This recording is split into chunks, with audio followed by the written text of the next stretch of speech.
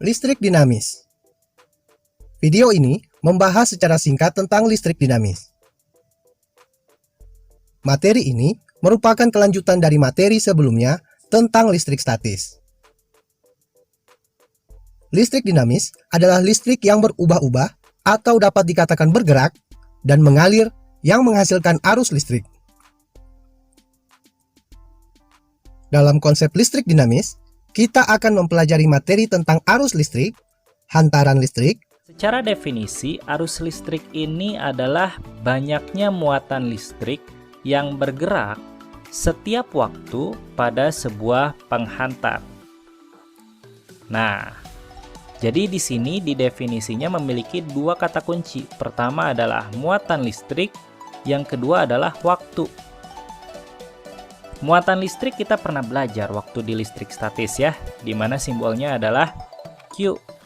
Dan juga waktu simbolnya adalah T, kayak gitu.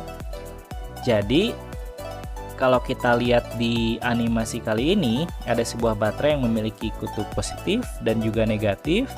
Kemudian, dihubungkan pada sebuah penghantar berupa kawat dan dia dihubungkan ke sebuah lampu. Lalu kemudian lampunya tersebut nyala. Nah, kurang lebih arus listrik ya seperti ini, mengalir kayak gitu. Kalau dianalogikan sama seperti arus sungai. Nah, setelah kita tahu nih ternyata dari definisi ternyata arus listrik ini memiliki dua kata kunci. Kira-kira gimana sih persamaan matematisnya? Sederhana, tinggal kita turunkan dari definisi tersebut menjadi sebuah persamaan. I sama dengan Q dibagi T, di mana I adalah arus listrik, satuannya adalah ampere. Ini satuan internasional dan juga besaran pokok ya arus listrik itu. Kemudian muatan listrik satuannya coulomb dan juga waktu satuannya second. Nah, hati-hati teman-teman, semua satuan ini harus dalam satuan internasional ketika kalian mengerjakan soal. Jadi kalau misalkan di soalnya diketahui milicoulomb atau enggak mikrocoulomb atau enggak decicoulomb, ini semuanya harus diubah dalam bentuk coulomb terlebih dahulu. Termasuk juga waktu, ketika diketahuinya dalam menit, jam, tahun, itu harus diubah dalam bentuk second karena harus dalam satuan internasional. Seperti itu ya. Nah, sudah kita tahu mengenai arus, pertanyaan selanjutnya adalah kemanakah arah arus listrik? Apakah dari positif ke negatif atau dari negatif ke positif? Nah, untuk menjawab pertanyaan tersebut, kita coba lihat terlebih dahulu ilustrasi ini. Kalau kita lihat, ada kutub positif dan juga ada kutub negatif pada sebuah baterai. Kemudian ada aliran muatan ya. Muatan negatif nih banyak mengalir, berarti itu elektron ya. Dia mengalir dari kutub negatif ke kutub positif. Jadi arahnya ke sini nih. Dan seterusnya sampai ke sini ya. Nih ditandai sama panah biru juga. Nah, pertanyaannya apakah ini arus listrik? Nah, belum tentu teman-teman kayak gitu ya. Kita coba lihat terlebih dahulu ya penjelasannya. Arah elektron mengalir dari potensial rendah atau kutub negatif. Potensial rendah itu adalah kutub negatif ya, ke potensial tinggi, kutub positif. Nah, ini berarti elektron tuh dari negatif ke positif. Arah elektron ya, bukan arah arus listrik. Nah, selanjutnya adalah arah arus listrik, kebalikan dari arah elektron. Jadi sederhananya arah arus listrik itu dari positif ke negatif. Kayak gitu ya. Berarti ini current ya.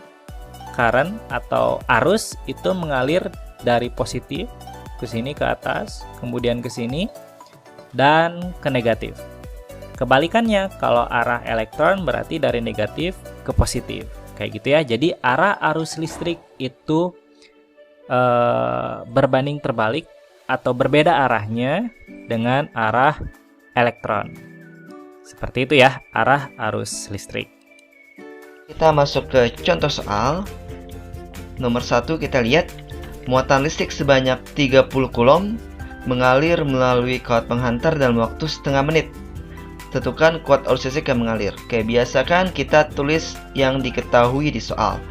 Muatan listrik sebanyak 30 coulomb. 30 coulomb berarti muatannya atau Q-nya 30 coulomb. mengalir melalui kawat penghantar dalam waktu setengah menit. Waktu setengah menit berarti time-nya, T-nya sama dengan 0,5 menit. Kemudian ditanyanya adalah kuat arus listrik, berarti tanya adalah I-nya. Sebelum kita mengerjakan soalnya, kita lihat dulu, ada gak satuan yang perlu kita ubah? Artinya satuan yang belum sesuai. Q satuannya harus coulomb. Nah, ini udah sesuai 30 coulomb. T satuannya harus second. Nah, di sini di soal diketahui T-nya adalah 0,5 menit. Berarti harus ubah jadi second. 0,5 menit adalah 30 second atau 30 detik.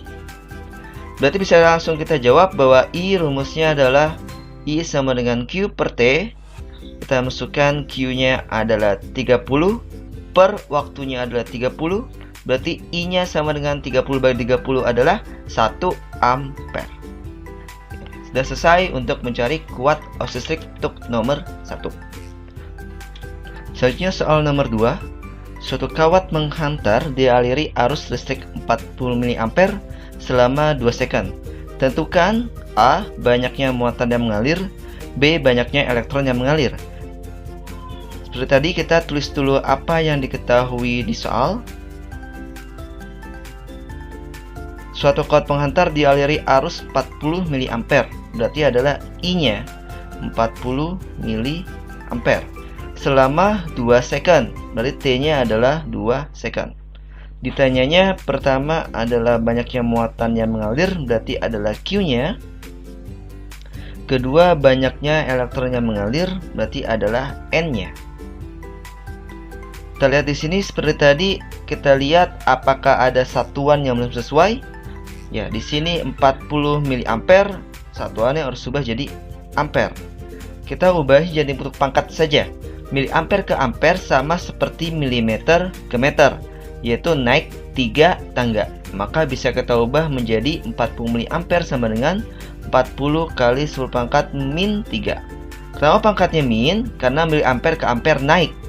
Kenapa 3? Karena naiknya 3 langkah. Sekarang kita menghitung.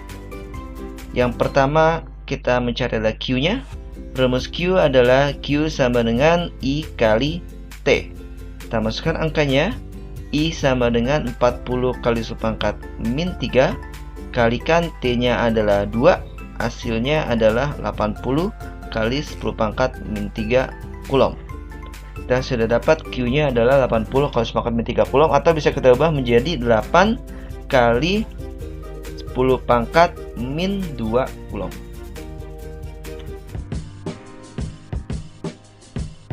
Sering kita mendengar bahwa listrik dapat mengalir pada kabel. Pernyataan bahwa listrik mengalir sebenarnya berkaitan dengan muatan yang berpindah.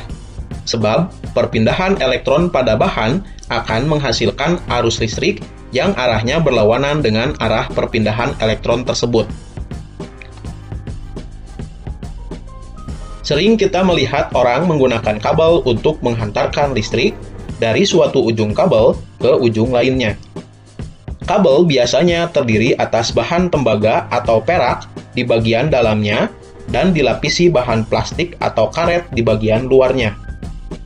Hal ini berkaitan dengan kemampuan bahan untuk menghantarkan listrik. Setiap bahan memiliki daya hantar listrik yang berbeda-beda. Tembaga dan perak merupakan bahan yang paling baik untuk menghantarkan listrik. Sedangkan plastik dan karet merupakan bahan yang tidak dapat menghantarkan listrik. Agar arus listrik dapat disalurkan dengan baik, maka dibutuhkan bahan yang mampu menghantarkan arus listrik dengan baik pula. Pada bahan yang mampu menghantarkan arus listrik, elektron dapat mengalir dengan mudah. Bahan-bahan yang dapat digunakan untuk menghantarkan listrik disebut dengan konduktor listrik. Contoh dari konduktor listrik adalah tembaga, perak, dan emas. Meskipun perak dan emas merupakan konduktor yang sangat baik, tetapi karena harganya yang sangat mahal, kabel rumah tangga biasanya menggunakan bahan dari tembaga. Pemberian plastik atau karet sebagai pelapis kabel bertujuan agar kabel lebih aman digunakan. Sifat plastik dan karet tidak dapat menghantarkan arus listrik, sehingga kedua bahan tersebut masuk ke dalam kelompok bahan isolator. Bahan isolator ini adalah bahan yang sangat buruk untuk menghantarkan listrik, karena di dalam bahan ini elektron sulit mengalir.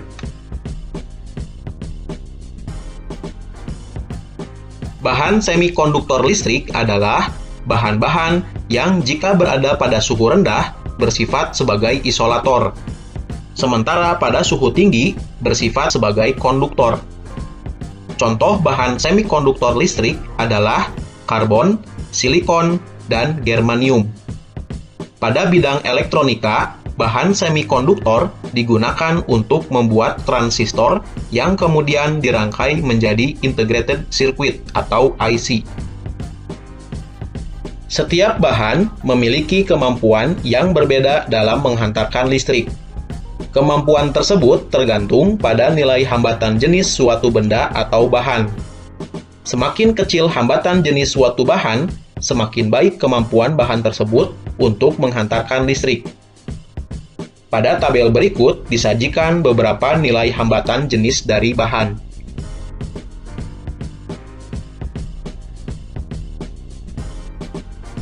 Besar hambatan setiap jenis kawat yang panjangnya satu satuan panjang per satu satuan luas penampang disebut hambatan jenis. Besar hambatan jenis berbeda-beda untuk setiap jenis kawat. Terima kasih sudah menonton video ini. Jangan lupa untuk mendukung channel ini dengan menekan tombol subscribe.